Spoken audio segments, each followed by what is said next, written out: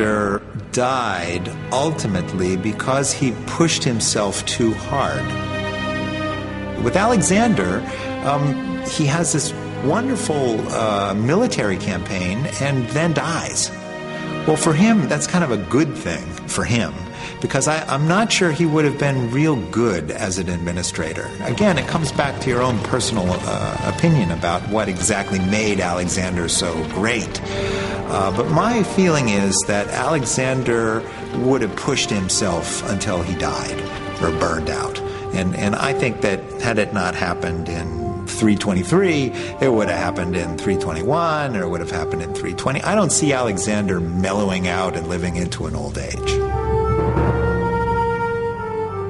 Just as in life, Alexander was a powerful figure, so too in death. His corpse, while en route home to Greece, finds its final resting place instead in Alexandria, Egypt. In the chaos that follows Alexander's death, his embalmed body becomes a major asset. Alexander had said that he wished to be buried at Siwa with his spiritual father, the god Zeus Ammon. But the Macedonians want their noble leader to be buried at home. As the body is being transported by land in a golden sarcophagus, it is hijacked by soldiers under the command of Alexander's former general Ptolemy, now the new ruler of Egypt. Controlling the body of Alexander lends new power to the reputation of Ptolemy and his successors. For several hundred years, Alexander's sarcophagus is viewed here by thousands, including Julius Caesar. But when the Ptolemaic pharaohs fall from power after the death of Cleopatra, they lose control of Alexander's remains. Today, no one is certain exactly where the remains of Alexander are located. Most agree they are buried beneath the streets of Alexandria, most probably near the Mosque of Daniel. The mosque is very active, with prayer services held every day.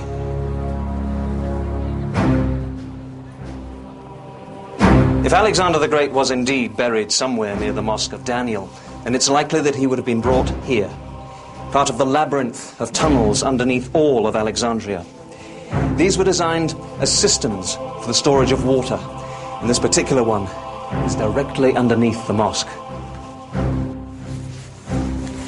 This is believed to be a holy place, where the bodies of religious leaders have long been buried. Many attempts have been made to find Alexander's remains, but so far, none have come even close to success. The death of Alexander the Great brings to a close a conquest never again equaled by any warrior at any time in history. The statistics alone are staggering. One man leading 40,000 soldiers by foot and horseback, more than 20,000 miles over 12 years.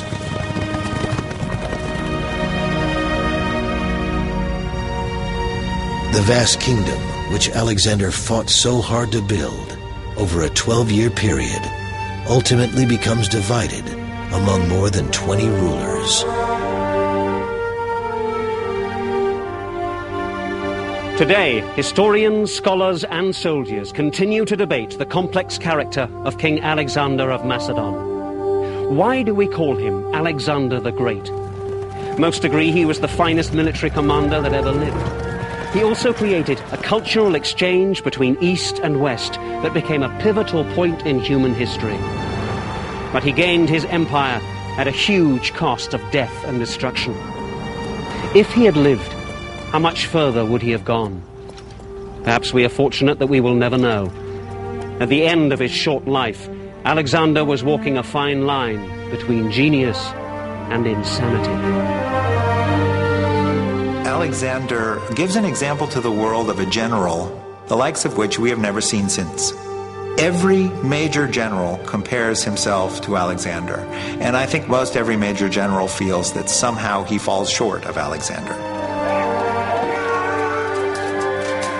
Alexander himself was so powerful a figure that during his lifetime, men who afterwards became great kings, marshals, and leaders, while he lived, they were no more than senior officers. lions to his lion tamer.